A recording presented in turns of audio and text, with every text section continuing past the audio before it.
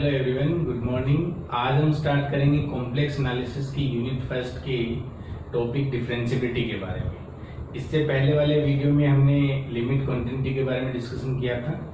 आज हम डिस्कस करेंगे डिफरेंशिएबिलिटी के बारे में। तो पहले डेफिनेशन लिखते हैं डिफरेंशिएबिलिटी की। डिफरेंशिएबल फंक्शन के बारे में, ठीक है। F d subset of c to C be a function,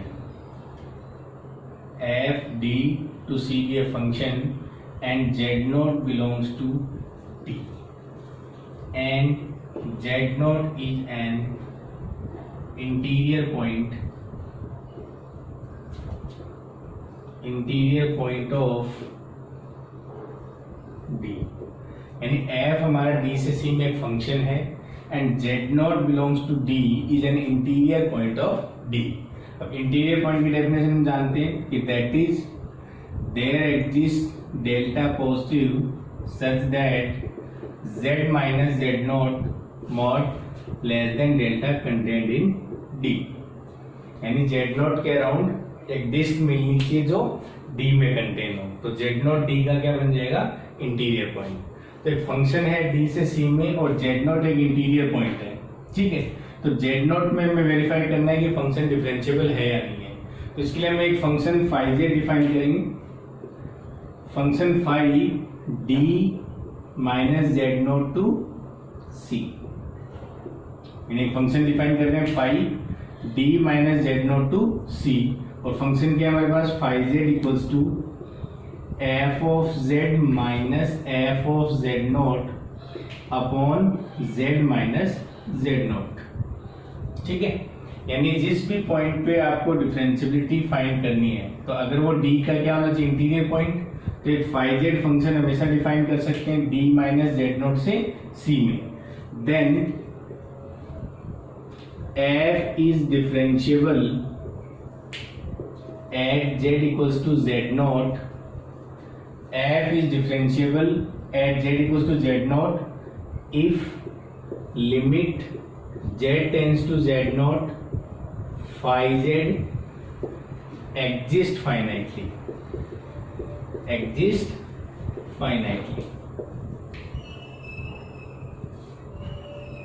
तो यहाँ पे मैं z नॉट पे अगर डिफरेंशिएबिलिटी फाइंड करनी है तो हमने फाई z फंक्शन डिफाइन किया f of z minus f of z not upon z minus z not.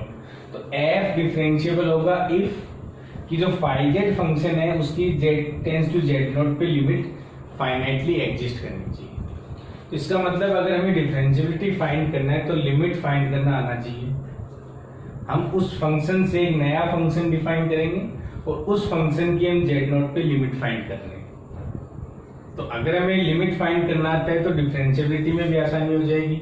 और हमने पिछले लेक्चर में देखा था कि कॉन्टिन्यूटी भी आसान होता है अगर हमें लिमिट फाइंड करना आता है। तो लिमिट का कंसेप्ट सबसे इंपॉर्टेंट है, ठीक है।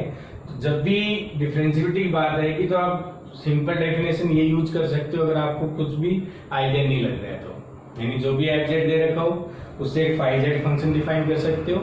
उस फाई जेड की उस पॉइंट पे लिमिट अगर फाइनाइटली एग्जिस्ट कर रही है तो वो फंक्शन क्या होगा? z नॉट पे डिफरेंशिएबल हो जाएगा।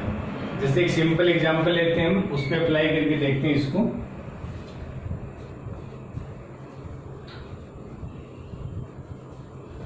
जैसे सबसे simple example F Z equals to Z bar. क्या ये फंक्शन 0 पे डिफरेंशिएबल है? हमें फाइंड करना है कि z नॉट इक्वल्स टू हमने ले लिया 0, तो 0 पे फंक्शन डिफरेंशिएबल है या नहीं हमें फाइंड करना है। तो हम यहाँ से एक फंक्शन फाई z बना सकते हैं। फाई z हमारा क्या होगा? f ऑफ z यानी z bar minus f of z not यानी 0 अपॉन z माइनस 0, ये डिफाइन कर सकते हैं। तो हमारे पास फंक्शन फाई z क्या हो गया? Phi z equals to z bar upon z। f differentiable होगा अगर z tends to z not यानी z टेंस टू 0 पे फाई z की लिमिट एग्जिस्ट करे फाइनाइटली। तो यानी f is differentiable at z equals to 0 if limit z tends to 0 z bar upon z exist finitely. तो अगर हम इसकी लिमिट फाइंड करेंगे तो हमने पिछले लेक्चर में इसकी लिमिट चेक की थी, यहाँ पे क्या कर सकते हैं हम, यानी कि limit z tends to 0 x minus iota y upon x plus iota y, ये रिप्लेस कर सकते हैं। और हम देखा था कि y इक्वल्स टू mx अगर पाथ चूज करेंगे तो यहाँ से limit z tends to 0 x minus iota mx upon x plus iota mx। तो यहाँ से अगर x कॉमन लेंगे तो 1, यानी limit z tends to 0 1 minus iota m upon 1 plus iota m। अगर ये m पे डिपेंड कर रहा है तो लिमिट डज नॉट एग्जिस्ट, और अगर फाई z की लिमिट डज नॉट एग्जिस्ट इसका मतलब f is not differentiable at z equals to 0। तो जब भी हमें डिफरेंशिएबिलिटी फाइंड करना है तो हम एक फाई z फंक्शन डिफाइन करेंगे और उस पॉइंट पे उस फंक्शन की लिमिट चेक करेंगे फाई z की। अगर फाइनाइटली एग्जिस्ट कर रहा है तो एफ जेड उस पॉइंट पे डिफरेंशिएबल होगा, और अगर इसकी लिमिट एग्जिस्ट नहीं कर रही है फाइनाइटली तो इसका मतलब एफ जेड उस पॉइंट पे नॉट डिफरेंशिएबल। ठीक है, तो इसका मतलब जो एफ जेड इक्वल्स जेड बार है वो 0 पे डिफरेंशिएबल नहीं है। ठीक है, तो ये सिंपल डेफिनेशन है। अगर आपको कुछ भी आइडिया नहीं लग रहा है तो ये डेफिनेशन आप अप्लाई कर सकते हो डिफरेंशिएबिलिटी फाइंड करने के लिए। ठीक है, अब नेक्स्ट इसकी डिफरेंशिएबिलिटी की सफिशिएंट एंड नेसेसरी कंडीशन के बारे में बात करते हैं। इसकी नेसेसरी और सफिशिएंट कंडीशन क्या है, उससे भी हमें इक्वेशन सॉल्व करने में आसानी होगी। तो next necessary condition for differentiability।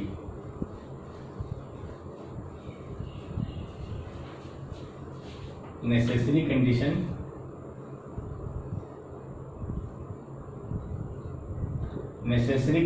for differentiability।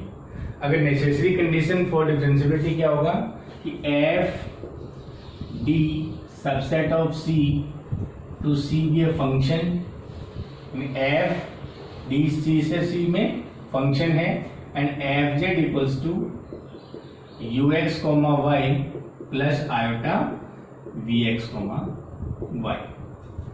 F Z हमारे पास फंक्शन क्या है, you x comma Y plus iota we x comma Y. तो if F is differentiable at Z equals to Z naught, और जेड नोट क्या है हमारे पास, X naught plus iota y naught। If f is differentiable at z equals to z naught, then अगर function differentiable है तो first u और v के जो पार्शियल डेरिवेटिव हैं वो एग्जिस्ट करेंगे, यानी ux uy vx vy are exist.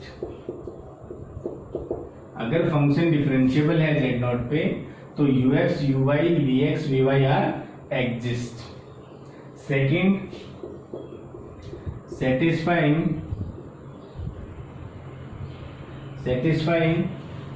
the CR equation। तो CR इक्वेशन क्या होता है कि ux equals to vy and uy equals to minus vx। ये हमारे पास क्या है, CR इक्वेशन है, कॉची-रीमान इक्वेशन। तो अगर फंक्शन डिफरेंशिएबल है किसी पॉइंट पे तो उसका मीनिंग क्या होगा कि u और v के, u का मीनिंग क्या है, real part of F Z, and v का मीनिंग क्या है, imaginary part of F Z. ठीक है, तो अगर फंक्शन डिफरेंशिएबल है तो u और v के पार्शियल डेरिवेटिव एग्जिस्ट करेंगे, एंड सेकंड कंडीशन क्या है कि वो CR इक्वेशन सेटिस्फाई करेंगे।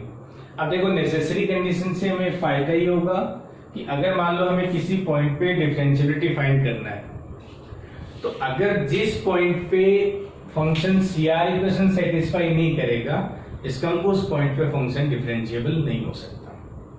तो अगर आपके एग्जाम में डिफरेंशिएबिलिटी के बारे में डिस्कशन करना है तो पहले आप उसकी नेसेसरी कंडीशन को सेटिस्फाई करें कि जिन पॉइंट्स पे फंक्शन CR इक्वेशन सेटिस्फाई नहीं कर रहा है वहां फंक्शन डिफरेंशिएबल नहीं होगा, लेकिन जिन पॉइंट्स पे CR इक्वेशन सेटिस्फाई कर रहा है इसका मतलब ये नहीं है कि वहां वो डिफरेंशिएबल हो जाएगा, यानी वहां पॉसिबिलिटी है।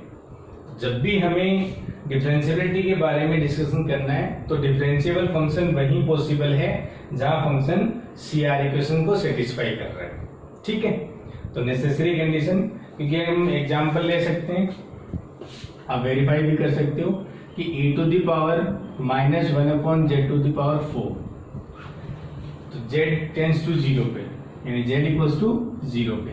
तो हमने चेक किया था पिछले लेक्चर में कि 0 पे ये फंक्शन क्या है, डिफरेंशिएबल है, नहीं है। क्यों? क्योंकि 0 पे इसकी लिमिट एग्जिस्ट नहीं कर रही है। हमने देखा था कि e to the power -1/z⁴n, जहाँ n नेचुरल नंबर हो तो इस फंक्शन की 0 पे लिमिट एग्जिस्ट नहीं करती है, और अगर लिमिट ही एग्जिस्ट नहीं कर रही है तो फंक्शन डिफरेंशिएबल नहीं हो सकता। लेकिन 0 पे इसकी CR इक्वेशन सेटिस्फाई हो रही है, आप वेरीफाई कर सकते हैं। तो CR इक्वेशन सेटिस्फाई होने से हम नहीं कह सकते कि फंक्शन डिफरेंशिएबल होगा, लेकिन जिन पॉइंट्स पे CR इक्वेशन सेटिस्फाई नहीं हो रही है उन पॉइंट्स पे फंक्शन डिफरेंशिएबल नहीं होगा, ये यहां से कंफर्म हो जाएगा। ठीक है, अब हम देखते हैं इसकी सफिशिएंट कंडीशन क्या है। तो सफिशिएंट कंडीशन के लिए डेफिनेशन लिखेंगे, सफिशिएंट कंडीशन फॉर डिफरेंशिएबिलिटी।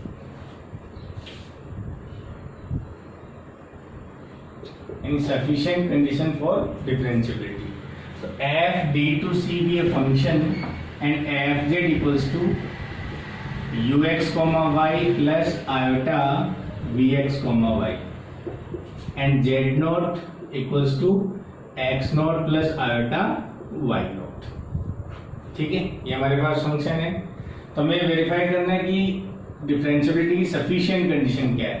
ठीक है, तो सफिशिएंट कंडीशन के लिए क्या करेंगे कि if f is satisfying which of the following condition, यानी फर्स्ट कंडीशन क्या है कि ux uy vx vy, यानी u और v के partial derivative are exist and continuous, यानी u और v के पार्शियल डेरिवेटिव एग्जिस्ट करें और कंटिन्यूअस हो, और second satisfying the CR equation. तो CR इक्वेशन क्या होगा हमारे पास, ux equals to vy and uy equals to -vx। ठीक है, अगर कोई फंक्शन है fz equals to u plus iota v, अगर u और v के पार्शियल डेरिवेटिव एग्जिस्ट करें और कंटिन्यूअस हो जिस भी पॉइंट पे हम बात करें, जैसे z नोट पे, एंड सेकंड कि सेटिस्फाइंग द CR इक्वेशन, अगर फंक्शन इन दोनों प्रॉपर्टी को सेटिस्फाई कर रहा है तो यहां से हम लिख सकते हैं then f is differentiable at z equals to z not, यानी फंक्शन उस पॉइंट पे क्या हो जाएगा, डिफरेंशिएबल हो जाएगा। तो ये हमारे पास इसकी क्या है, सफिशिएंट कंडीशन।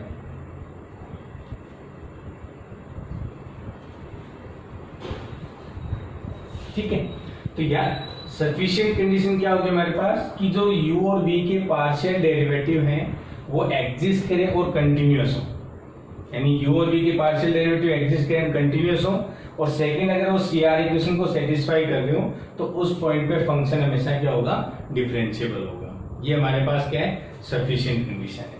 ठीक है, लेकिन अगर मान लो एग्जाम में जैसे 99% क्वेश्चन अभी तक जो आए हैं इस टाइप के क्वेश्चन पूछे जाते हैं कि fz इक्वल्स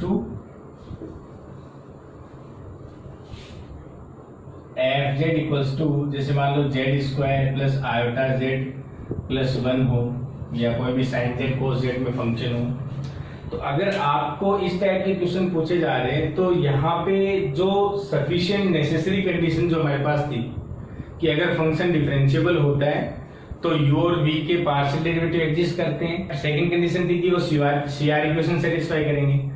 लेकिन अगर इस टाइप का फंक्शन है तो जो आपके पास नेसेसरी कंडीशन है वो सफिशिएंट बन जाती है। क्यों? क्योंकि हमें पता है कि जब इसके u और v पार्ट अलग अलग करेंगे तो वो x y के फंक्शन होंगे। ठीक है, तो उनके u और v पॉलिनोमियल फॉर्म में होंगे, x और y के पॉलिनोमियल फॉर्म में होंगे वो। तो अगर पॉलिनोमियल फॉर्म में है तो उनके पार्शियल डेरिवेटिव जो भी आएंगे वो हमेशा कंटिन्यूअस होंगे, ये हम रियल एनालिसिस में पढ़ चुके हैं। ठीक है, तो वो वेरीफाई करने की रिक्वायरमेंट नहीं है। अगर मान लो कोई साइन जेड कोस जेड का फंक्शन है तो हमें पता है कि वो फंक्शन क्या होते हैं, सारे कंटिन्यूअस होते हैं। तो अगर हमारे पास पार्शियल डेरिवेटिव ऐसे बन जाते हैं जो हमें पता है कि ये कंटिन्यूअस है, ठीक है, तो हमारे पास केवल क्या वेरीफाई करना है कि जो आपके पास सीआर इक्वेशन यानी जो फंक्शन है वो किन पॉइंट्स पे सीआर इक्वेशन सेटिस्फाई कर रहा है। अगर हम ये वेरीफाई कर लेते हैं तो फंक्शन किन पॉइंट्स पे डिफरेंशिएबल है ये हम वहां से डायरेक्ट बता सकते हैं। लेकिन हर फंक्शन के लिए ऐसा नहीं कर सकते हम, क्योंकि हमें जहां पे पार्शियल डेरिवेटिव कंटिन्यूअस की गारंटी मिले वहां पे केवल सीआर इक्वेशन सेटिस्फाई करवाना है, ये हमें ध्यान रखना है। और लगभग अभी तक एग्जाम में जितने भी क्वेश्चंस आए हैं उनमें केवल आपको सीआर इक्वेशन सेटिस्फाई करके देखना है कि किन पॉइंट्स पे सीआर सेटिस्फाई कर रहा है, उन पॉइंट्स पे फंक्शन डिफरेंशिएबल होता है। वो इसलिए होता है क्योंकि इसका मतलब ये नहीं है कि जहां सीआर सेटिस्फाई कर रहा है वहां फंक्शन हमेशा डिफरेंशिएबल ही होगा, नहीं, क्योंकि वो जो क्वेश्चंस आ रहे हैं उनमें जो पार्शियल डेरिवेटिव बन रहे हैं वो सारे कंटिन्यूअस हमें पता होता है, हमने वेरीफाई किया होता है। जैसे रियल में भी नॉर्मल क्वेश्चन होते हैं वहां पे कि पोलिनोमियल फॉर्म में है, sine cos hyperbolic, sine hyperbolic cos hyperbolic इस फॉर्म में है, तो वो सारे क्या होते हैं, हमेशा कंटिन्यूअस होते हैं, ठीक है। तो ये हमें ध्यान रखना है कि फंक्शन, हमें सबसे पहले डेफिनेशन लिखी थी डिफरेंशिएबिलिटी डेफिनेशन क्या होती है, तो उसमें हमने एक फाई जेड फंक्शन डिफाइन किया था। अगर उस फाई जेड फंक्शन का अगर उस पॉइंट पे लिमिट एग्जिस्ट कर रही है तो फंक्शन एफ जेड क्या होगा, डिफरेंशिएबल हो जाएगा। सेकंड हमने देखा था डिफरेंशिएबिलिटी की नेसेसरी कंडीशन क्या है कि अगर एफ डिफरेंशिएबल है तो उसके पार्शियल डेरिवेटिव यू और वी के एग्जिस्ट करेंगे, और सेकंड सीआर इक्वेशन सेटिस्फाई करेंगे। और थर्ड डेफिनेशन हमने देखी सफिशिएंट कंडीशन फॉर डिफरेंशिएबिलिटी कि अगर u और v के पार्शियल डेरिवेटिव एग्जिस्ट करें और कंटिन्यूअस हों, और सेकंड अगर सीआर इक्वेशन सेटिस्फाई करें तो फंक्शन क्या हो जाएगा, डिफरेंशिएबल हो जाएगा, ठीक है। और एक इसकी नेसेसरी कंडीशन फाइंड करते हैं कि जैसे हमने सीआर इक्वेशन इसकी नेसेसरी कंडीशन है, तो अगर CR equation polynomial complex form में किस टाइप से होता है वो फाइंड करते हैं अभी। हमारे पास है कि del f upon del z bar, del f upon del z bar हमें फाइंड करना है। अगर हमारे पास एफ जेड इक्वल्स टू है you x comma Y plus iota we x comma Y, F z दिया हुआ है, तो del f upon del z bar क्या होगा, यहाँ से del u upon del z bar plus iota del v upon del z bar, ठीक है। और वी नो दैट कि x है वो जेड जेड बार का फंक्शन होता है, ये हमने देखा था प्रीवियस लेक्चर में। और ये इसको हम लिख सकते हैं z plus Z bar upon 2, and y है वो भी z जेड बार का फंक्शन होता है, इसको हम रिप्लेस करते हैं z minus z bar upon 2 आएगा, ठीक है। हमें फाइंड करना है del f upon del z bar क्या होगा। तो अगर del f upon del z bar, तो del u upon del z bar find करना है और del v upon del z bar. तो पहले हम वेरीफाई करते हैं del u upon del z bar क्या होगा, तो यू है वो एक्स वाई का फंक्शन होता है, ठीक है। तो इसको हम लिख सकते हैं कि del u upon del x into del x upon del z bar plus del v del u upon del y into del y upon del z bar, ये रिप्लेस कर सकते हैं। Del u upon del x यानी u x, del x upon del z bar, del x upon del z bar क्या होगा 1/2, तो यहां से हो गया 1/2 यू एक्स प्लस ये यू वाई हो गया, del y upon del z bar क्या होगा -1/2 आयोटा, और अगर आयोटा से मल्टीप्लाई करेंगे तो माइनस माइनस प्लस यानी आयोटा बाई 2, तो ये बन जाएगा आयोटा बाई 2 यू वाई, ठीक है। ये हमारे पास इसकी वैल्यू आ गई del u upon del z bar. ऐसे हम वेरीफाई कर सकते हैं del v upon del z bar, तो इसका मीनिंग क्या होगा del v upon del x into del x upon del z bar plus del v upon del y into del y upon del z bar, ठीक है। यहाँ इसकी value replace करेंगे तो क्या बनेगा, यानी वी एक्स और del x upon del z bar क्या था हमारे पास 1/2, तो 1/2 into v x plus iota by 2 into v y. तो ये हमारे पास del u upon del z bar और del v upon del z bar की वैल्यू आ गई, और ये हमें रिप्लेस करना है del f upon del z bar में। तो यहाँ से हमारे पास del f upon del z bar क्या बन जाएगा, and del f upon del z bar equals to 1/2 u x plus iota by 2 u y, ठीक है, plus iota del v upon del z bar. तो आयोटा से multiply करेंगे तो क्या बनेगा, आयोटा बाई 2 वी एक्स और माइनस 1/2 वी वाई। तो ये हमारे पास आ गया del f upon del z bar. तो यहाँ से कि if F is differentiable and z equals to z not, अगर एफ डिफरेंशिएबल है z equals to z not पे, देन अगर फंक्शन एफ डिफरेंशिएबल है तो सी आर इक्वेशन सेटिस्फाई करेगा, और सी आर इक्वेशन हमारे पास क्या होता है, you x equals to v y and u y equals to minus v x. ये लिखते हैं। तो अगर फंक्शन डिफरेंशिएबल है तो सी आर इक्वेशन सेटिस्फाई करेगा, और अगर सी आर इक्वेशन सेटिस्फाई कर रहा है तो यहाँ से del f upon del z bar क्या आ जाएगा, del f upon del z bar क्या आएगा हमारे पास 0, क्योंकि अगर हमारे पास u x equals to v y replace करेंगे तो ये इससे कैंसिल हो जाएगा, और अगर u y equals to minus v x अगर रिप्लेस करेंगे तो ये इससे कैंसिल हो जाएगा। तो इसका मतलब del f upon del z bar क्या होगा 0। तो ये भी फंक्शन डिफरेंशिएबिलिटी की क्या है, नेसेसरी कंडीशन है। नेसेसरी कंडीशन है डिफरेंशिएबिलिटी के लिए कि अगर फंक्शन डिफरेंशिएबल होगा तो सी आर इक्वेशन सेटिस्फाई करेगा, और अगर वो सी आर इक्वेशन सेटिस्फाई कर रहा है तो del f upon del z bar क्या होगा 0। तो अगर कोई फंक्शन है आपको वेरीफाई करना है कि वो डिफरेंशिएबल है या नहीं है, तो अगर आपका वो जेड बार की फॉर्म में है फंक्शन तो आप उसका जेड बार के रेस्पेक्ट में डेरिवेटिव करें, पार्शियल डेरिवेटिव, और उसको जिन पॉइंट्स पे वो 0 हो रहा है उन्हीं पॉइंट्स पे पॉसिबिलिटी है डिफरेंशिएबिलिटी होने की, लेकिन जिन पॉइंट्स पे 0 नहीं है तो वहां फंक्शन डिफरेंशिएबल नहीं होगा, ठीक है। तो ये भी एक नेसेसरी कंडीशन है। वैसे ये सी आर इक्वेशन की कॉम्प्लेक्स फॉर्म है, कुछ अलग नहीं है। जैसे हमने फर्स्ट कंडीशन देखी थी नेसेसरी कंडीशन फॉर डिफरेंशिएबिलिटी के लिए, वहाँ सी आर इक्वेशन सेटिस्फाई करना चाहिए और यू और वी के पार्शियल डेरिवेटिव एग्जिस्ट करें। तो ये हमारे पास del f on del z bar equals to 0 होने का मीनिंग क्या है कि वो इन पॉइंट्स पे सी आर इक्वेशन सेटिस्फाई कर रहा है या नहीं कर रहा है। तो अगर आपके पास जेड बार की फॉर्म में फंक्शन है तो आप डायरेक्ट ये यूज कर सकते हैं कि जिन पॉइंट्स पे function del upon del z bar 0 होगा वहां पॉसिबिलिटी है डिफरेंशिएबिलिटी होने की, लेकिन हमेशा डिफरेंशिएबल होगा ये हम यहाँ से नहीं बोल सकते, ये केवल नेसेसरी कंडीशन है।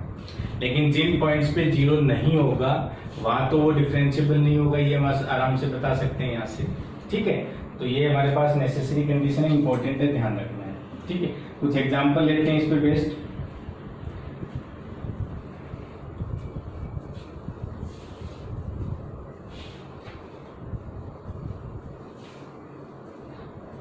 जैसे example e to the power z bar, ठीक है, ये किन पॉइंट्स पे फंक्शन डिफरेंशिएबल हो गया हमें फाइंड करना है।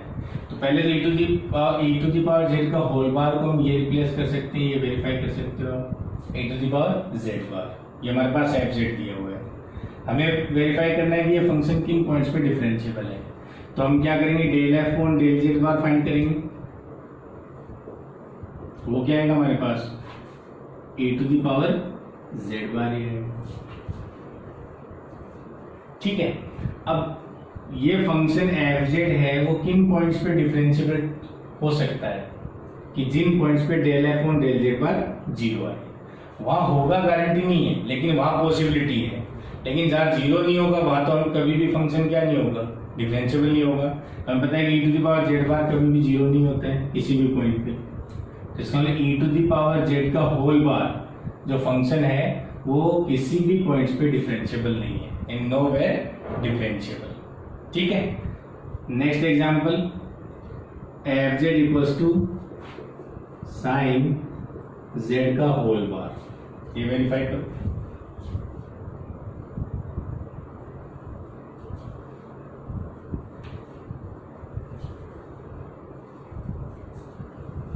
F Z equals to sine z का होल बार, इसको हम क्या लिख सकते हैं, साइन ऑफ z बार। या वेरीफाई कर सकते हैं। ठीक है, साइन ऑफ जेड बार, तो यहां से डेल एफ कौन del z bar, del F कौन डेल जेड बार क्या आएगा, साइन जेड बार है तो ये बन जाएगा हमारे पास कोस ऑफ जेड बार।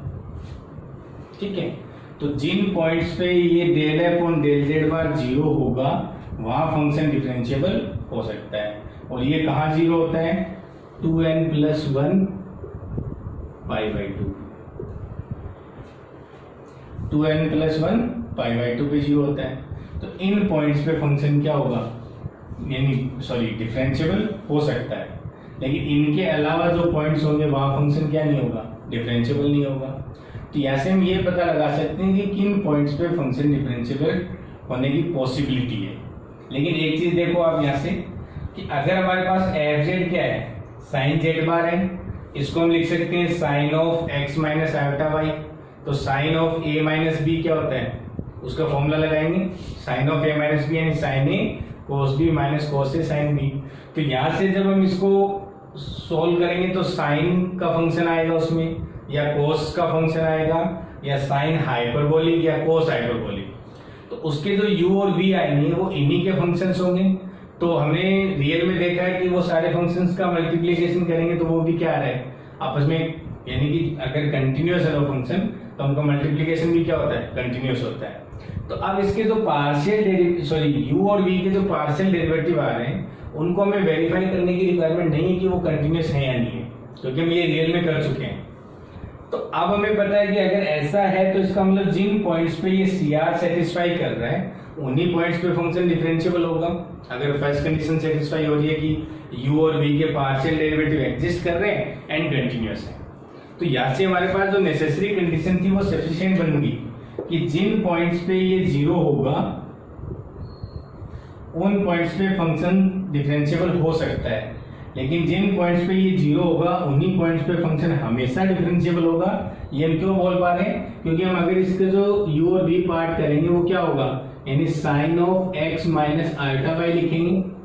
तो sine of a minus b का अगर फॉर्मूला लगाएंगे यहाँ पे तो function sine hyperbolic cos hyperbolic की फॉर्म में आएगा, और उसके पार्शियल डेरिवेटिव हमेशा क्या होते हैं, कंटिन्यूअस होते हैं। तो अगर आपको पता हो कि इनके पार्शियल डेरिवेटिव कंटिन्यूअस होंगे और एग्जिस्ट करेंगे तो उनके लिए केवल आपको ये चेक करना है कि वो किन पॉइंट्स पे CR इक्वेशन सेटिस्फाई कर रहा है। ठीक है, तो जो आपके पास f z equal to sine z का होल बार है वो इन पॉइंट्स पे फंक्शन क्या होगा, डिफरेंशिएबल होगा। ठीक है, नेक्स्ट हमारे पास एग्जांपल हो सकता है cos z bar, f Z equals to cos of z का होल बार, इसको हम रिप्लेस कर सकते हैं कोस जेड बार, या वेरीफाई करेंगे कि किन पॉइंट्स पे फंक्शन डिफरेंशिएबल होगा। ठीक है, तो लास्ट एक कंसेप्ट और देखते हैं डिफरेंशिएबिलिटी पे, जो एग्जाम में पूछा गया है कि if f is differentiable at z equals to z0 then f dash z equals to ux plus iota vx। ये इंपॉर्टेंट है, एग्जाम में पूछा जा चुका है, ध्यान रखना। इसको प्रूफ भी कर सकते हैं, वैसे आसान प्रूफ है। ठीक है, तो अभी हम प्रूफ नहीं देख रहे हैं, वैसे आप स्टैंडर्ड बुक उठाओगे सभी में प्रूफ दिया होगा। ठीक है, अगर फंक्शन डिफरेंशिएबल है तो f dash z हमेशा क्या होगा, ux plus iota vx। अगर फंक्शन डिफरेंशिएबल है तो उसका डेरिवेटिव हम क्या लिख सकते हैं, ux plus iota vx। तो ये सेम क्वेश्चन आया था एग्जाम में। अब देखो यहाँ से अगर फंक्शन डिफरेंशिएबल है तो CR इक्वेशन सेटिस्फाई करेगा, तो हम क्या लिख सकते हैं कि ux इक्वल्स टू vy होगा and uy equals to minus vx होगा। ठीक है, अब जो f dash z है उसके चार फॉर्म बना सकते हैं यहाँ से कि ux को रिप्लेस कर दो, फिर vx को रिप्लेस कर दो, दोनों को रिप्लेस करेंगे तो यहाँ ux equals to vy, uy equals to minus vx यहाँ पे रिप्लेस करके चार ऑप्शन बनाए थे, तो वो भी सही होंगे चारों। तो अगर फंक्शन डिफरेंशिएबल है तो f dash z equals to क्या होगा, ux प्लस आयोटा vx। और अगर फंक्शन डिफरेंशिएबल है तो वो CR इक्वेशन सेटिस्फाई करेगा, तो आप इनको रिप्लेस कर सकते हैं। यानी सेकंड क्या हो सकता है कि f dash z equals to vy plus iota vx लिख सकते हैं। ठीक है, ऐसे ही फिर हम vx को रिप्लेस कर दें, ux को रिप्लेस ना करें, दोनों को रिप्लेस कर दें, तो ऐसे फॉर्म बनाई हुई थी 4 फॉर्म। ये चारों ऑप्शन थे और उसमें 4 ऑप्शन करेक्ट थे। ठीक है, तो ये ध्यान रखना। हाँ, उसमें पूछा गया था कि f डैश z के मॉडुलस का स्क्वायर पूछा था। उसमें जो एग्जाम में क्वेश्चन आया था कि f डिफरेंशिएबल दिया हुआ था और f डैश z का मोड का स्क्वायर, तो यानी कि f डैश z के मोड का स्क्वायर क्या बनेगा, ux square plus vx square.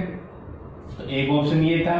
अब ux को रिप्लेस कर दोगे तो यहाँ से क्या बनेगा, vy square plus vx square बन जाएगा। ऐसे 4 ऑप्शन बनेगा। ठीक है, तो अगर फंक्शन डिफरेंशिएबल है तो f dash z equals to क्या होगा, ux प्लस आयोटा vx। तो ये हमारे पास डिफरेंशिएबिलिटी की सारी कंडीशन कंप्लीट हो गई। तो हमने सबसे पहले डिफरेंशिएबिलिटी की डेफिनेशन डिस्कस की। ठीक है, उसमें फाई जेड फंक्शन डिफाइन करते हैं और उस पॉइंट पे फाई जेड फंक्शन की लिमिट वेरीफाई करते हैं। अगर फाइनाइटली एग्जिस्ट कर रहा तो फंक्शन डिफरेंशिएबल हो जाता है। ठीक है, सेकंड हमने इसकी नेसेसरी कंडीशन देखी थी कि अगर f डिफरेंशिएबल होगा तो वो CR इक्वेशन सेटिस्फाई करेगा और u और v के पार्शियल डेरिवेटिव एग्जिस्ट करेंगे। फिर इसकी सफिशिएंट कंडीशन देखी थी हमने कि अगर u और v के पार्शियल डेरिवेटिव एग्जिस्ट कर रहे हैं, कंटिन्यूअस हैं और और f CR इक्वेशन सेटिस्फाई कर रहा है तो फंक्शन क्या होगा, हमेशा डिफरेंशिएबल होगा। और फिर इसके बाद में फिर इसकी नेसेसरी कंडीशन देखी थी हमने कि del f upon del z bar जिन पॉइंट्स पे 0 है उन्हीं पॉइंट्स पे फंक्शन डिफरेंशिएबल हो सकता है, यानी पॉसिबिलिटी है, तो वो भी एक नेसेसरी कंडीशन थी। और लास्ट कंसेप्ट हमारे पास था कि अगर f डिफरेंशिएबल है तो f dash z equals to क्या होगा, ux प्लस आयोटा vx होगा। ठीक है, तो ये हमारे पास पूरा डिफरेंशिएबिलिटी के इन्हीं पे बेस्ड क्वेश्चन आए हुए एग्जाम में जितने भी। अब तो हमारे पास डिफरेंशिएबिलिटी कंप्लीट हो गई। अब नेक्स्ट स्टार्ट करेंगे